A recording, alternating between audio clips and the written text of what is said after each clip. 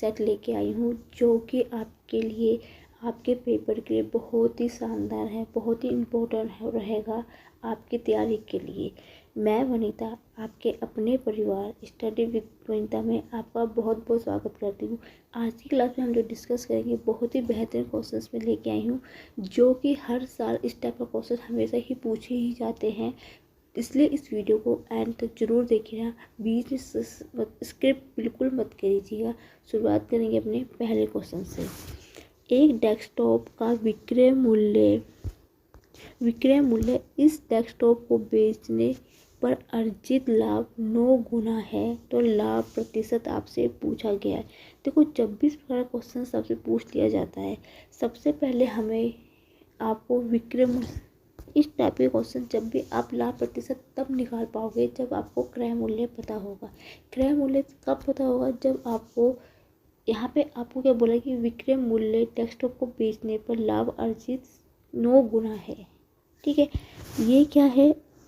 SP होगा विक्रय मूल्य और ये क्या होगा? प्रॉफिट मतलब लाभ। ठीक है, उसने बोला कि उसका लाभ का 9 गुना है। माना यदि लाभ 1 का हुआ है तो उसका कितना है? 9 गुना कितना होगा? 9 होगा। ठीक है, इतना आपको समझ में आया कि नहीं आया? क्योंकि एक चीज़ की बात करें ना, एक डेस्कटॉप को विक्रय मूल्य इस डेस्कटॉप को बेचने पर अर्जित लाभ का 9 गुना है। ठीक है, मतलब यहाँ पे लाभ कितने का? 1 का है। यदि 1 का लाभ हुआ तो उसका 9 गुना कितना होगा? 9 तभी तो होगा। ठीक है, एक्स या वाई क्यों लूँगी? एक्स और वाई लोगे तो यहाँ पे क्या करोगे? यदि मुझे क्रय मूल्य निकालना होगा तो कैसे निकालूंगी? यदि मैं सेलिंग पॉइंट में से, विक्रय मूल्य में से अपना प्रॉफिट लाभ को घटा दूँ तो मुझे पता चल जाएगा कि मेरा क्रय मूल्य कितना है? 8 है। यदि मैं x लेके चलूँगी तो यहाँ पे 8 माइनस एक्स होगा, तो वैल्यू मैं किसकी निकालूंगी? किसी की भी निकल पाएगी। ठीक है, आपको पता है कि लाभ प्रतिशत का फॉर्मूला होता है, लाभ कितने का है? 1 का। ठीक है, क्रय मूल्य कितना है? 8 गुना 100। ठीक है, 8 एकम 8। ठीक है, 8 एकम 8 दशमलव में आएगा, सीधा ऑप्शन नंबर ए होगा उसका राइट आंसर। कैसे करके दिखाते? 11 एकम 8 एकम 8, 2 हासिल लगा, नहीं ये नहीं आएगा, ये नहीं है, गलत है। 8 एकम 8, 2 लगेगा 0, 20, 8 दूनी 16, 8 दूनी 16, 4 हाथ लगेगा 0.5, 8 पंजे 40। ऑप्शन बी इसका बिल्कुल करेक्ट आंसर होगा। ठीक है, उम्मीद है समझ में आपको आ गया होगा। नेक्स्ट क्वेश्चन बढ़ते हैं अपने। नेक्स्ट क्वेश्चन क्या है? ध्यान से समझेंगे, बहुत ही अच्छा इंपॉर्टेंट क्वेश्चन है, ध्यान से समझेंगे इस क्वेश्चन को। क्या बोला गया है? एक नाव की धारा के अनुकूल 35 किलोमीटर की दूरी 2 घंटे में तय करती है और धारा के प्रतिकूल समान दूरी 7 घंटे में तय करती है। शांत जल में नाव की चाल किलोमीटर प्रति घंटा में ज्ञात कीजिए। ठीक है, कैसे करेंगे इस क्वेश्चंस को आप पढ़ लीजिए एक बार, फिर इसको मैं सॉल्व करती हूँ।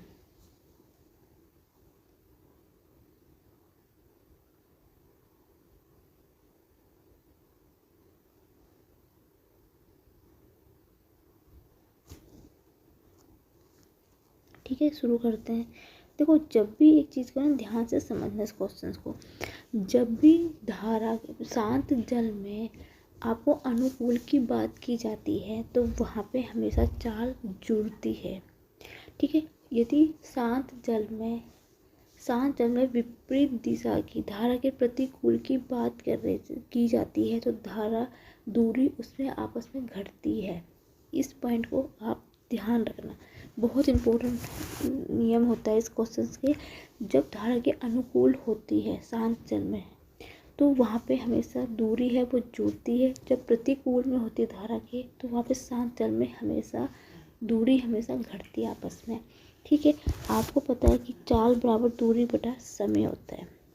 फॉर्मूला आपने पढ़ा होगा कि चाल बराबर होता है दूरी बटा समय। ठीक है, पहले उसने बोला धारा के अनुकूल, जब अनुकूल की बात की जाती है तो वो आपस में जुड़ेगी। ठीक है, तो अनुकूल क्या है? धारा के अनुकूल धारा के अनुकूल 35 किलोमीटर की दूरी को वो 2 घंटे में तय करती है। ठीक है, 2 घंटे में क्या करती है, वो तय करती है। तो B प्लस एस, B यहाँ पे क्या है, मैंने ली है एक धारा के अनुकूल जो चाल दूरी है वो, और दूसरा लेके धारा के विपरीत में है वहाँ, वो मैंने एस ले रखी है। ठीक है, तो बराबर कितना हो गया, चार, दूरी कितनी है 35/2। ठीक है, इसको मैं अभी यहीं पर रहने देती हूँ, अभी मैं इसको सॉल्व नहीं कर रही हूँ।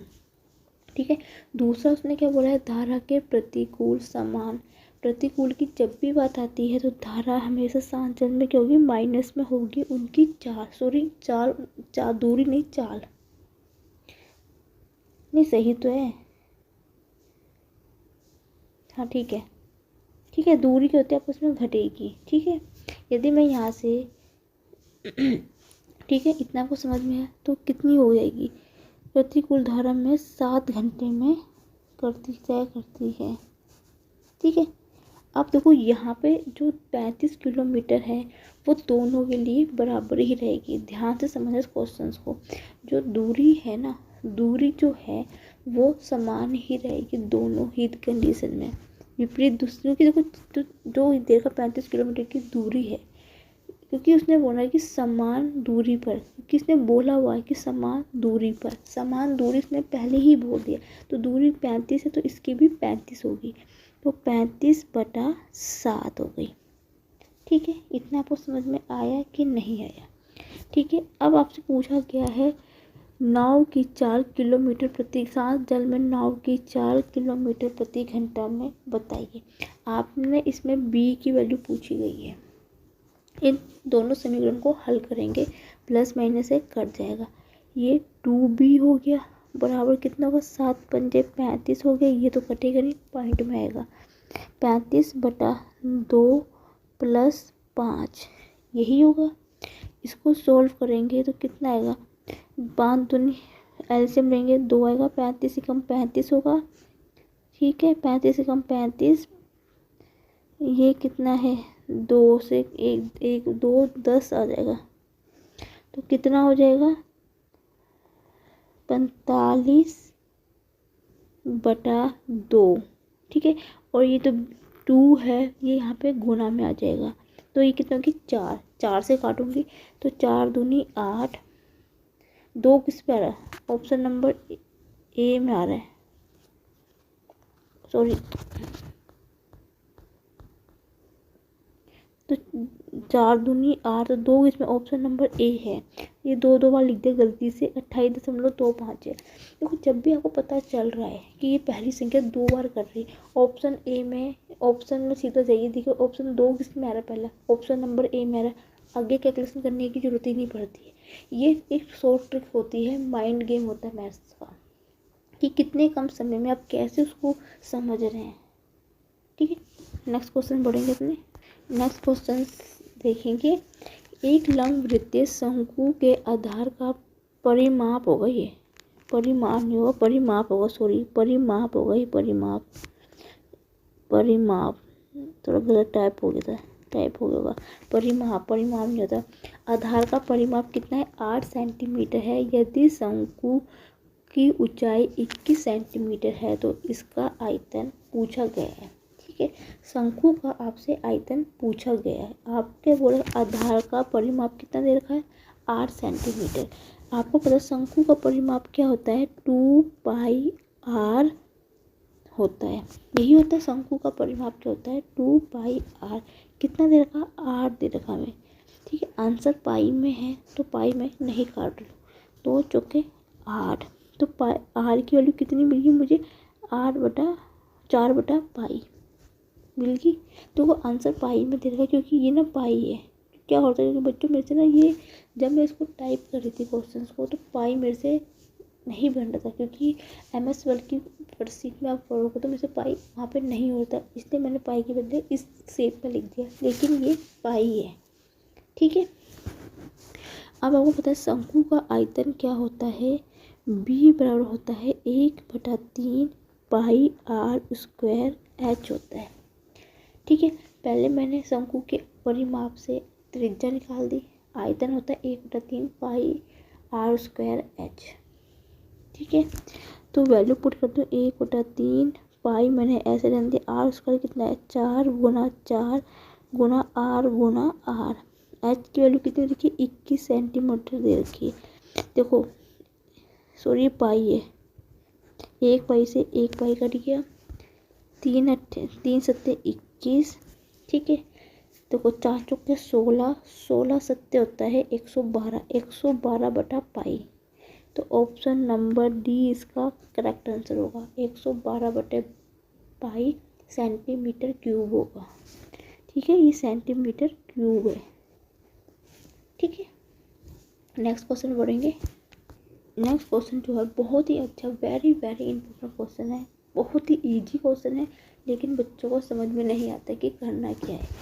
30, 36, 42 का सबसे छोटे सर्व गुणज तथा सबसे बड़े सर्व गुणनखंड का गुणनफल क्या है। आधे बच्चों को तो समझ में नहीं आता कि छोटे सर्व गुणज क्या होता है और बड़े सर्व गुणनफल क्या होता है।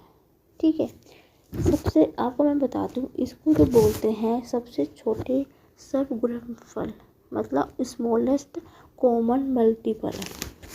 ठीक है, स्मॉलेस्ट कॉमन मल्टीपल, और जो सर्व गुणनफल को बोलते हैं लार्जेस्ट कॉमन फैक्टर। मतलब आपसे एलसीएम और एचसीएफ पूछा गया है। ये क्या है, ये एलसीएम है और ये क्या है एचसीएफ है। इतना आपको समझ में आना चाहिए। आपको सिर्फ इसने पूछा है एलसीएम और एचसीएफ के गुणनफल पूछा गया आपसे एचसीएफ गुना एलसीएम का वैल्यू पूछी गई है। ये चीज़ ध्यान रखना। आपको बहुत से बच्चों को तो ये चीज़ समझ में नहीं आती कि पेपर में इस क्वेश्चन में करना क्या है। सबसे छोटे गुणज का मतलब होता है लोवेस्ट स्मॉलेस्ट कॉमन मल्टीपल, मतलब एलसीएम। ठीक है, सबसे बड़े लार्जेस्ट कॉमन फैक्टर वो होता है एचसीएफ। ये आपसे इन दोनों को गुणनफल पूछा गया आपसे। ठीक है, सबसे पहले क्या करते हैं 30, 36, 42 का एलसीएम और एचसीएफ निकालते हैं। 30 को 5 छक्के 30 दे सकती हूँ, 6 छिंग 36, 6 सत्ते 42। ठीक है, ओके। यहाँ से मैं पहले मुझे एचसीएफ निकालती हूँ। एचसीएफ कितना निकलेगा, तीनों में क्या फैक्टर है 6 कॉमन है, तो 6 यहाँ पे क्या मिल गया मुझे एचसीएफ। ठीक है, एलसीएम निकालना है। देखो 6 की पावर 2 है, 6 की पावर 2 सबसे बड़ी है, तो यहाँ पे 6 छिंग 36 हो गया, गुना 5, एक बार 5 भी लूँगी, 7 भी लूँगी, 7 पंजे 35, 35 को मैं 36 से गुना करूँगी। अभी रहने दो, चलो इसको आगे करते हैं। तो इससे अगर पूछा है गुणनफल पूछा है, गुणनफल मतलब इन सबका गुणनफल कितना है 36 गुना 5 गुना 7 गुना 6, इसका गुणनफल आपसे पूछा गया है। तो 36 ऐसे रहेगा। ठीक है, 36 ऐसे रहेगा, क्या ऐसा करते 36 छिक्के कितने होते हैं 216 होते हैं। एक सेकंड को कैलकुलेशन थोड़ा इजी कर लेती हूँ। 36 की गुना 6 में करोगे तो 216 हो जाएगा, 5 7 पंजे 35। ठीक है, 7 पंजे 35। देख चारों के आंसर का इकाई का अंक अलग अलग है, तो इसका मतलब मैं इकाई की गुना इकाई के अंक से कर देती हूँ, तो मुझे पता चल जाएगा कि आंसर क्या है। ठीक है, 6 पंजे 30, 30 होगा 0, 0 किस में है ऑप्शन नंबर ए में, तो ऑप्शन नंबर ए बिल्कुल करेक्ट आंसर होगा। जब भी आप उस पर क्वेश्चन देना, सबसे पहले देखो ना, सबसे पहले आप आंसर में देखिए कि सबकी इकाई का अंक अलग है, तो आपने करना इकाई के अंक से गुना करके देख लेना कि इकाई का अंक क्या आ रहा है, और वहीं पे ऑप्शन में देख लेना, आगे आपको गुना करने की जरूरत ही नहीं है। ठीक है, नेक्स्ट क्वेश्चन बढ़ते हैं। नेक्स्ट क्वेश्चन क्या दे रखा है, यदि 5 श्रमिक 10 दिनों में 1800 रुपये कमा सकते हैं तो 8 दिन में 5 श्रमिकों को अर्जित राशि के रूप में ज्ञात कीजिए। कैसे करेंगे समझेंगे ध्यान से। ठीक है, नेक्स्ट क्वेश्चन क्या है, ध्यान से समझेंगे क्वेश्चन को। देखो इस क्वेश्चन में बच्चे क्या गलती कर कहते हैं वो भी मैं आपको समझाती हूँ पहले। ठीक है, पहले क्वेश्चन पढ़ लेते हैं अपना। यदि 15 श्रमिक 10 दिनों में 1800 रुपये कमा सकते हैं तो 8 दिनों में 5 श्रमिकों का अर्जित राशि के रूप में ज्ञात कीजिए। ठीक है, इसमें बच्चे क्या गलती करते हैं, MDH वाला फॉर्मूला लगा के देंगे। तो 15 गुना 10, ठीक है, गुना 1800 बराबर करेंगे 8 गुना 5 गुना x। इस तरीके से सॉल्व करेंगे। क्या करेंगे, 5 दूनी 10, 2 चौके 8, 4 चौके 16, 2 4 पंजे 20, 485 गुना 15 से करेंगे और आपका आंसर लिख के आ जाएंगे। ऑप्शन में दिखा सही है, नहीं दिखेगा तो क्या करके देंगे, उसको लिख देंगे कोई भी नहीं है। ठीक है, इस मेथड से मत करके आना, इस क्वेश्चन को ध्यान से समझना कि इसको किस मेथड से करेंगे। ठीक है, पहले मैं इसको हटा देती हूँ। ठीक है, इसको मैं हटा देती हूँ, एक बार जरा सर क्लियर कर देती हूँ पेज को। अब इसको हम सोल्व करेंगे। सीधा सा सवाल है, इस क्वेश्चन को क्या बोला कि 15 श्रमिक 10 दिन में करते हैं तो एक श्रमिक कितने में करेगा। 10 गुना 15 कितना होगा, 150 में करेगा। 15 श्रमिक 150 दिन में करेंगे। ठीक है, आपको इतना समझ में आया कि नहीं है। अब तो 150 है, जो ये 150 है किसके बराबर है, 1850, 1800 रुपये। ये जो 150 है ये कितना है, 1800 के इक्वल है, इक्वल है। तो यहाँ से आप एक की वैल्यू निकालोगे तो कितना होगा, 1800 बटा 550, जीरो से जीरो कट गया। ठीक है, ये कितना कटेगा, 3 पंजे 15, 3 छः 18, 0 5 एकम 5, 5 दूनी 10, 12, एक बराबर किसके, 12 के बराबर हो गया।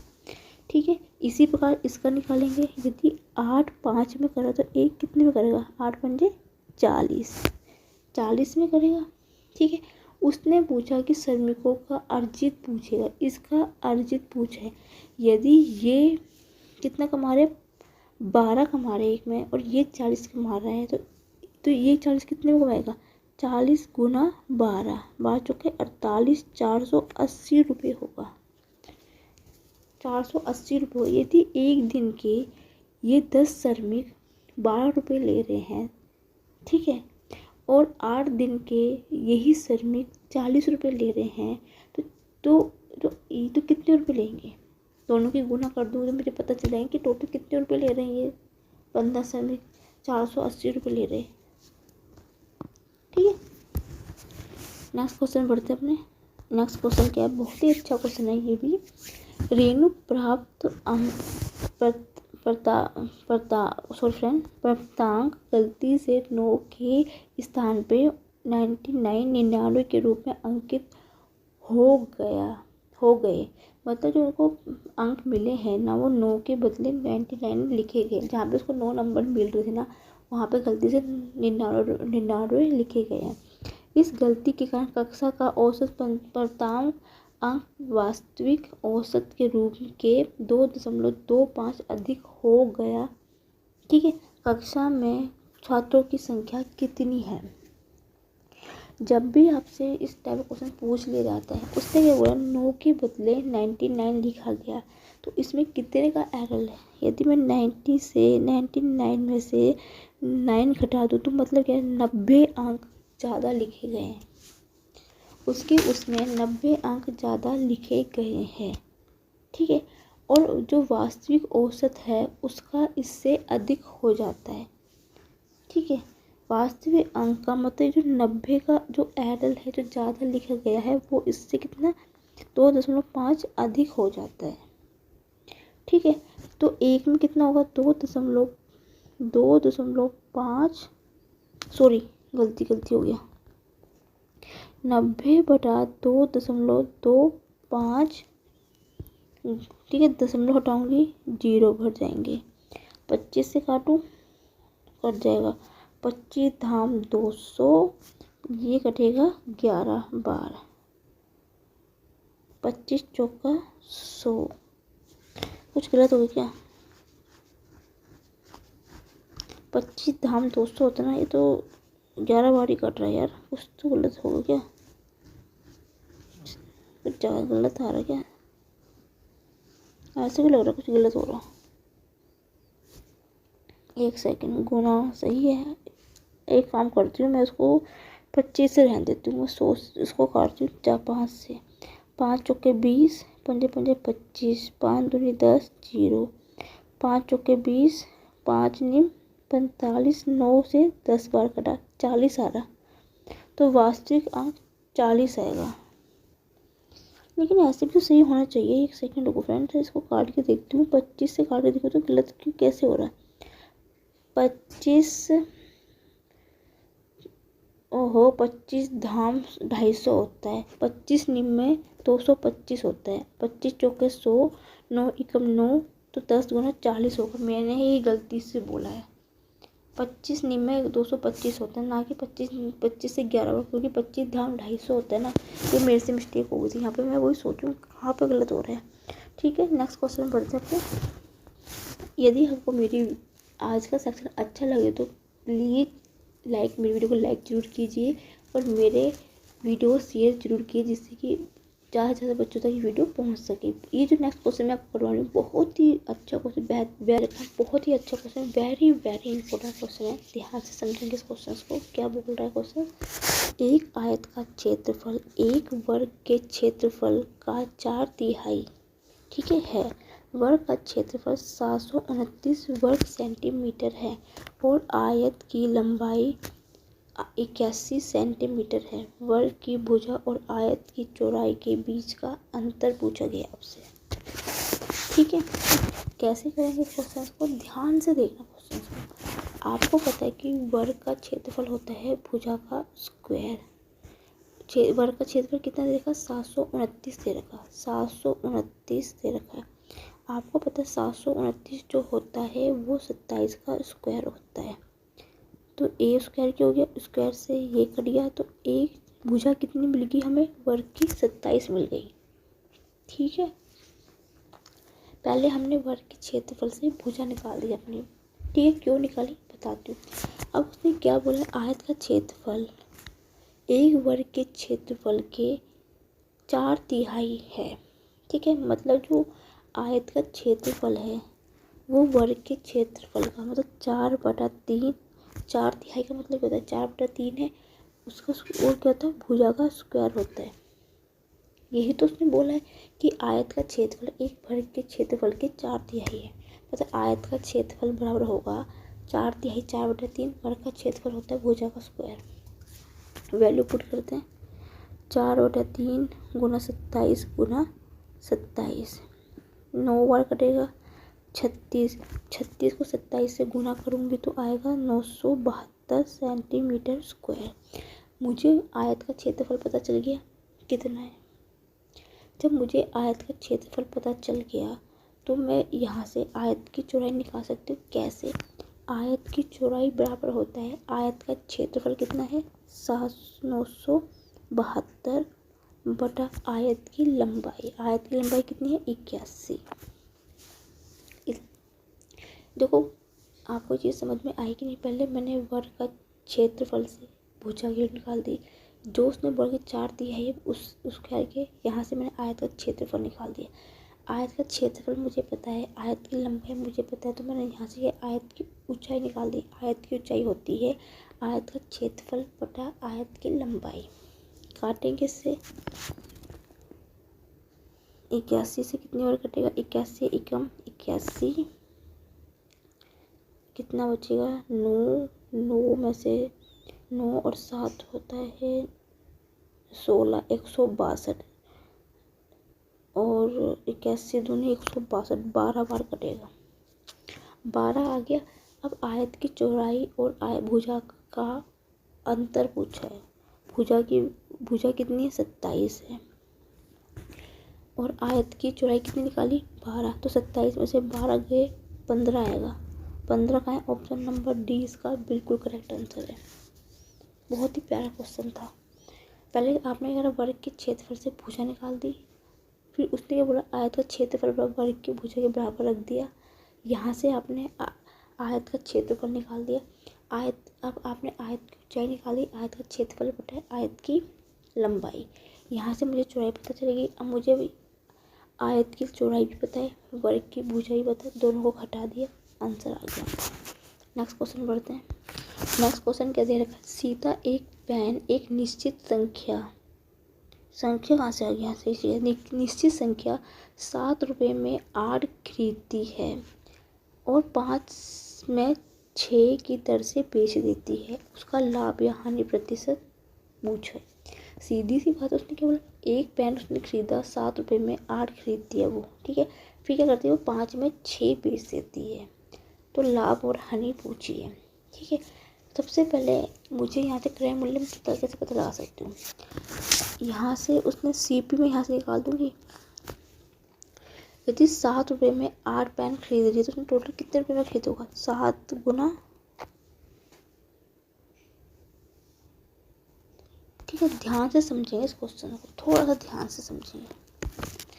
देखो अभी हम ध्यान से समझेंगे इस क्वेश्चन को कैसे, ठीक है। अभी उसने क्या करा, कोई चीज़ 7 रुपये की उसने 8 खरीदी, ठीक है। फिर उसने क्या करा, ये है विक्रय मूल्य जो बेचा है, 5 रुपये में 6 की दर से बेच दी, ठीक है। जब भी आपको इस प्रकार का क्वेश्चन पूछ लिया जाता है ना, सबसे पहले जो इनकी जो चीज़ें होती है ना उसका मान बराबर रखते हैं। कैसे, ये 7 रुपये है, ये 5 रुपये है, तो इनको पहले क्या करना है, आपको बराबर करना है। जब भी आपसे प्रकार क्वेश्चन पूछ लिया जाता है, कभी जो किसी चीज़ की वैल्यू होती है ना उसको बराबर करते हैं पहले। आपने क्वांटिटी को बराबर करना है, क्वांटिटी मतलब जो आपने पेन जो खरीदे ना उसको, उस चीज़ को बराबर करना है, क्योंकि ये 8 है ये 6 है।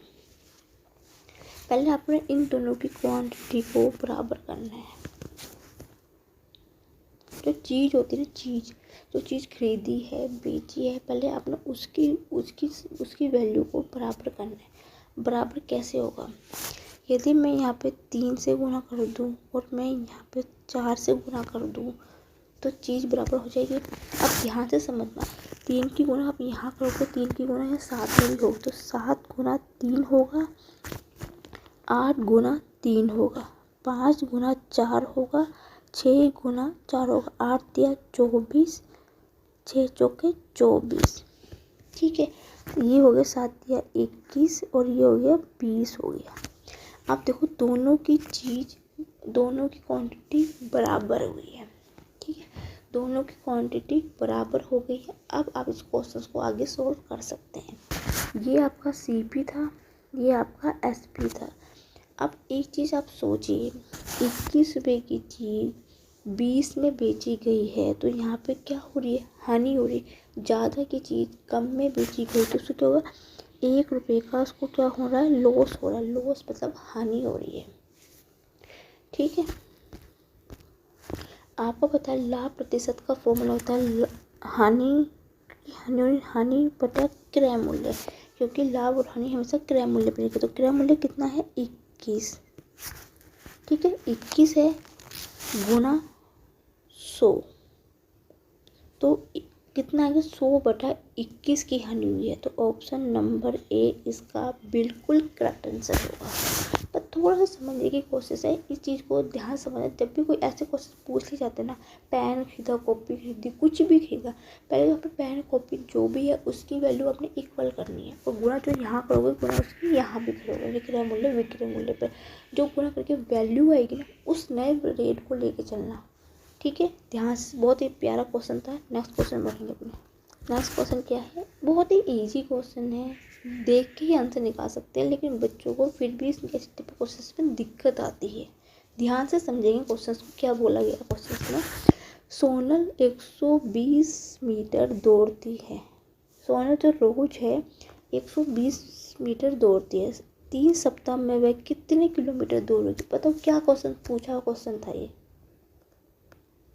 सीधी सी बात है, जो इंसान डेली एक दिन में 200 मीटर दौड़ता है, 3 सप्ताह की बात की है, तो 3 सप्ताह में कितना दौड़ेगा वो, ठीक है। कितना दौड़ेगा बताओ। आपने क्या करना है, 220 गुना 3 करके आएंगे।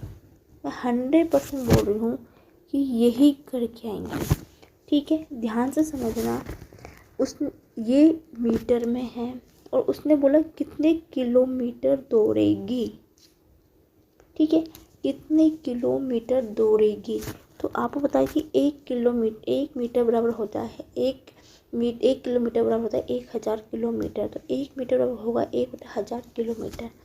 ठीक है, आधे बच्चे यहाँ तक करके आएंगे। ये भी गलत है। क्यों गलत है? उसने बोला 3 सप्ताह। सीधी सी बात है, 1 सप्ताह में 7 दिन होते हैं, तो 3 सप्ताह में कितना होगा? 7 गुना 3 21 होगा ना। तो यहाँ पे आपने 7 से भी गुना करनी पड़ेगी। इतना आपको समझ में आया कि नहीं आया? ठीक है, 0 से 0 काट देते। एक काम करते हैं, इन सब की गुना कर देती हूँ, फिर 2 संख्या के बाद पॉइंट लगा दूंगी। तो 22 गुना 21, 21 दूनी 42, 2 हाथ से 21 दूनी 42, 42 और 2 44। ठीक नहीं, 42 और 2 44, 44 और 2 46 होता है। ये हो गया 46.2 के बाद है। तो करेक्ट आंसर कितना आएगा इसका? 4.62। बहुत ही अच्छा, वेरी इंपॉर्टेंट क्वेश्चन है, जहाँ पे बच्चे गलती करके आते हैं वो भी मैंने आपको बता दिया है। ठीक है, नेक्स्ट क्वेश्चन पढ़ेंगे अपने। नेक्स्ट क्वेश्चन है SICI का क्वेश्चन है, साधारण चक्रवृद्धि ब्याज का, जो पेपर में हमेशा 1 या 2 क्वेश्चन हमेशा ही बनते हैं इसमें से। सीताराम ने 750 की रकम का साधारण ब्याज 6% प्रति वर्ष की दर पर निवेश किया है।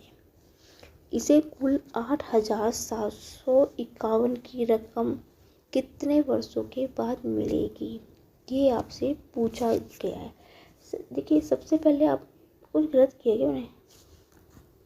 ठीक है, जो ऊपर 750 नहीं था वो 7450 रुपये था। वैसे तो आप मैं देखो, वैसे तो थोड़ा मेथड से भी करके दिखा दूंगी। यदि 750 रुपये होता है तब भी कोई मतलब नहीं है, क्योंकि यार हर साल 6% की दर से इतना ज़्यादा पैसे कोई मिलेगा।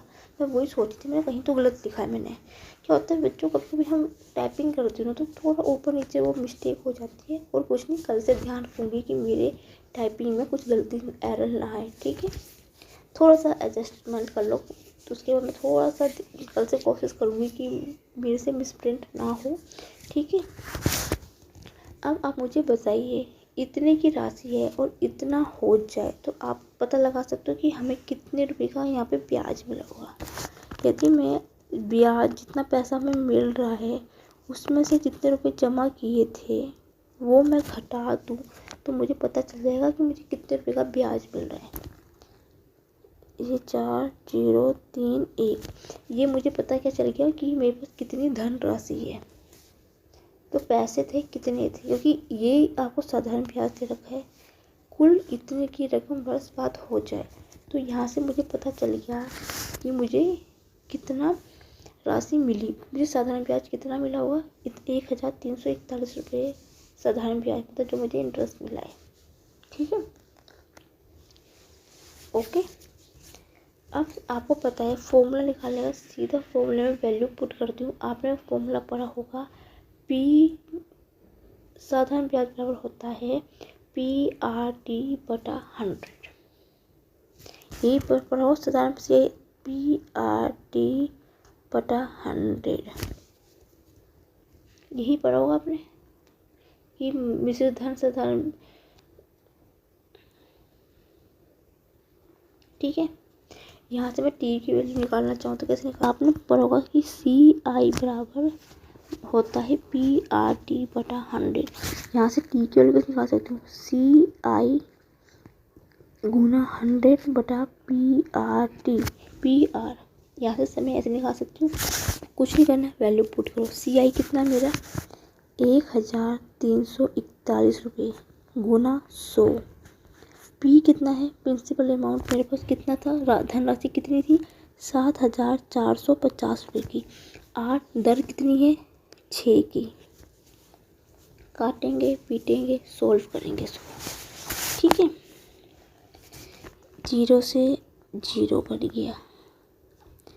5 दूनी 10, 5 एकम 5, 2, 5 एकम 5 2 24, 5 चौके 20, 5 नीम 45। 2 तिया 6,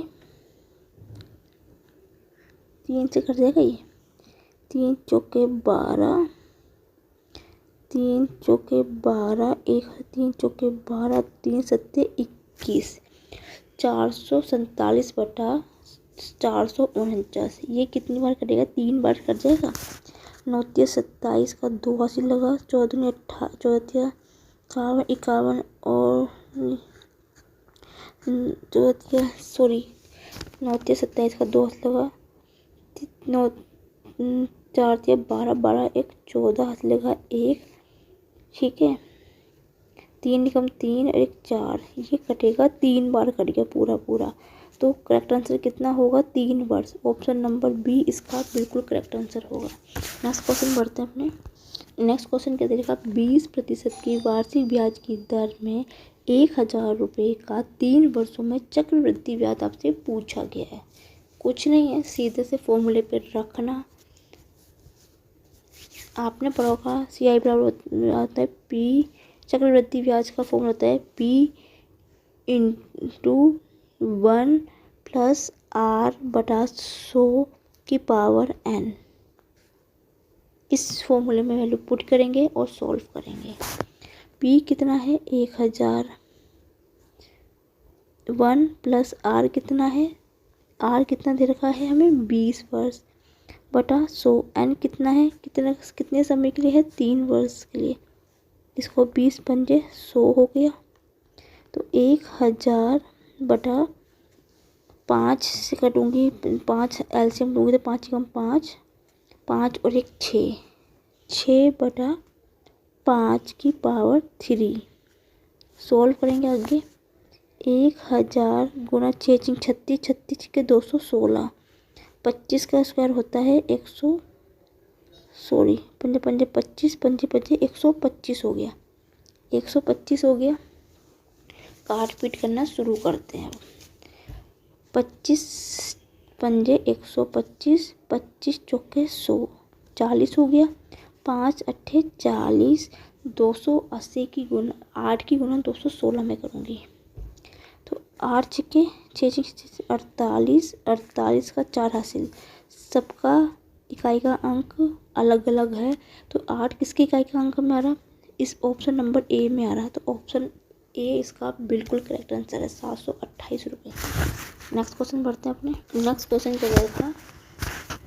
क्वेश्चन रहेगा ए, जब चीनी का मूल्य 50% की वृद्धि होती है, एक व्यक्ति चीनी पर अपने व्यय में केवल 25% बढ़ाता है, उसे चीनी का उपभोग कितने प्रतिशत की कमी करनी होगी? जो आंसर देना है अपने दशमलव के 2 अंकों तक करना है। ठीक है, ध्यान से समझेंगे, बहुत प्यारा क्वेश्चन है। ठीक है, उसने क्या बोला है? यदि कोई चीनी है, मान लो 100 की है, मान लो 150 रुपये में जब वो होती है, तो वो क्या करता है, वो जो उसका खर्चा बाई चांस 200 रुपये का है, तो वो उसमें 25% बढ़ा रहा है, 225 उसको वो कर दे रहे हैं। तो आपसे पूछा गया कि उसने उपभोग में कितने की प्रतिशत की वृद्धि हुई है। ठीक है, सीधी सी बात है, कोई चीज़ अपने 100% पे होती है, माना कि वो 100 पे है, 50% की क्या हुई? वृद्धि हुई है। मैंने आपको हमेशा ये चीज़ बोली, जब वृद्धि होती है तो 100 में जुड़ता है, हानि होती है 100 में घटता है। तो कोई चीज़ 100 की है तो 50% की वृद्धि हुई तो कितनी होगी? 150 हो गई। ध्यान से समझना, ठीक है। अब उसके तो उस व्यक्ति के अपने व्यय में 25% की बढ़ोतरी करता है। 100 रुपये की चीज़ में यदि वो 25% की क्या करता है? बढ़ोतरी कर रहा है, तो बढ़ोतरी मतलब उसमें जुड़ेगा, तो वो 125 हो जाती है। 100 रुपये खर्च करता है, 25% की वृद्धि होगी तो कितनी होगी? 125 हो जाएगी। सीधी सी बात समझिए, 150 की चीज़ जब 125 में वो जाएगी तो यहाँ पे कितने की हो रही? माइनस की 25% की बढ़ोतरी हो रही है, कमी हो रही है यहाँ पे। अब एक चीज़ बताइए, कोई चीज़ 150 रुपये में है और वो उसको 125 में वो चीज़ खरीद रहा है, तो यहाँ पे जो चीनी के रेट में माइनस की 25% की कमी होगी उसके खर्चे में, मतलब अपने खर्चे में 25% की कमी कर रहा है। यह इसका सीधा सा आंसर है। उसने यही चीज़ तो पूछा गया है। ठीक है, 25 पे निकालोगे, 25 बटा किस पे निकालोगे, 150 पे निकालोगे। 150 पे क्यों निकालोगे, क्योंकि उसने चीनी के उपभोग में पूछी है, क्योंकि उसने चीनी की उसमें पूछी है। यदि वो चीनी में नहीं पूछता, उसके खर्चे में पूछता, तो आप 125 रुपये देते। इस पॉइंट को आप ध्यान रखना। 150 गुना 100, 25 चौके 100, 25 छिक्के 150। 100 बटा 6 का मतलब होता है 16.67। करके भी दिखा देती हूँ। आधे बच्चे कहेंगे ले सीधा लिख दिया, रटा हुआ क्वेश्चन। 6 एकम 6, 4 हासिल लगा 0, 6 छिंगे 36, 36 का 4 हासिल लगा, दशमलव लगाई 0, 40, 6 छिंगे 36, फिर 4 जाएगा, 6 छिंगे 36। ठीक है, इस प्रकार चलता रहेगा और कुछ नहीं है। ऑप्शन नंबर डी इसका बिल्कुल करेक्ट आंसर है। नेक्स्ट क्वेश्चन बढ़ेंगे अपने। नेक्स्ट क्वेश्चन क्या दे रखा है, प्रथम 7 प्राकृतिक संख्याओं का वर्गों का औसत ज्ञात कीजिए। सीधे से फॉर्मूले पे वैल्यू पुट करेंगे। इसका फॉर्मूला होता है n+1 2n+1 बटा 6। ठीक है, ये इसका फॉर्मूला होता है निकालने का। ठीक है, यदि आपसे सिंपल औसत पूछा जाता है तो उसका फॉर्मूला होता है n+1 बटा 2।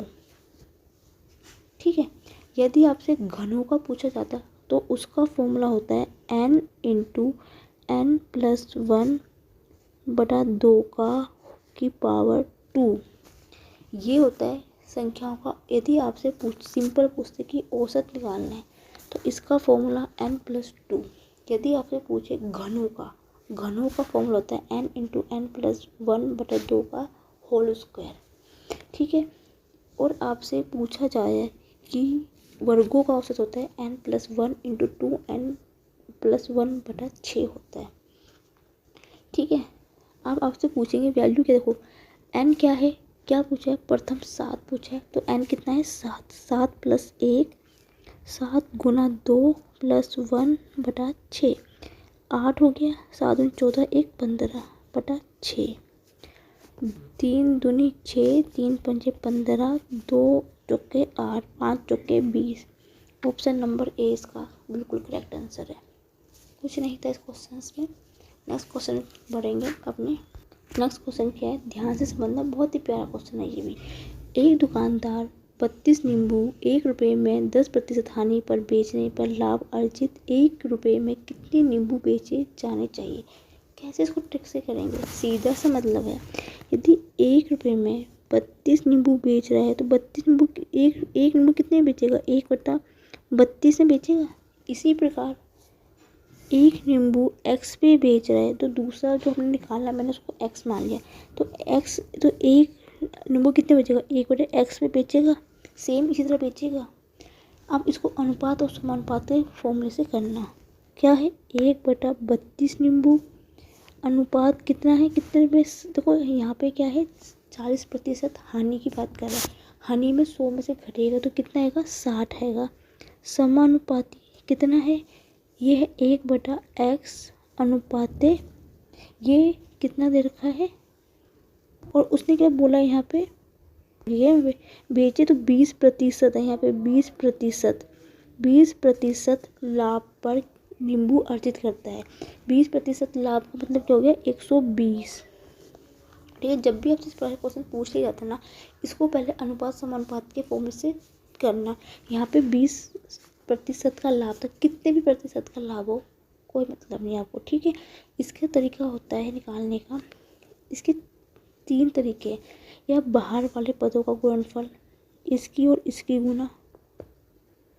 गुना 60 बराबर होता है अंदर वाले पदों के गुणनफल के बराबर होता है। या आप इसे कर सकते हो, ये a होता है, ये b होता है, ये c, ये d, तो a/b बराबर होता है c/d के। या इस वाले फॉर्मूले से कर लेना, जौन से फॉर्मूला आपको ठीक लगता है। एक ये कटेगा, 2 बार कटेगा, ये कटेगा कितना, 2 2, 2 छिक्के 12, 16 आ गया। ऑप्शन नंबर डी इसका करेक्ट आंसर होगा। नेक्स्ट क्वेश्चन क्या दे रखा है, यदि कोई आदमी किसी काम को 3/7 दिन में पूरा कर सकता है तो शेष कार्य पूरा करने के लिए उसे कितने दिन की आवश्यकता होगी। ये क्वेश्चन मैं आपको होमवर्क के लिए दे रही हूँ। कमेंट सेक्शन में लिख के मुझे बताना कि इसका आंसर क्या होगा। ऑप्शन ए होगा, बी होगा, सी होगा या डी होगा। ठीक है, आपको आज की क्लास अच्छी लगे तो मेरे वीडियो को लाइक जरूर करना और मेरे वीडियो को शेयर करना ना भूलें। यदि मेरे चैनल पहली बार आप आए हो तो मेरे चैनल को सब्सक्राइब करना ना भूलें। मैं रोज़ आपके लिए नए नए क्वेश्चन ढूंढ के लेके आती हूँ और रोज़ हम प्रैक्टिस सेट करते हैं जो कि आपके आने वाले पेपर के लिए बहुत यूज़फुल होंगे। यदि आपको मेरी वीडियो अच्छी लगे तो प्लीज़ बच्चों like my video, comment my video, share my video and thank you for watching my video. कल की क्लास में नए प्रैक्टिस सेट के साथ कल मैं फिर मिलती हूँ। Good night.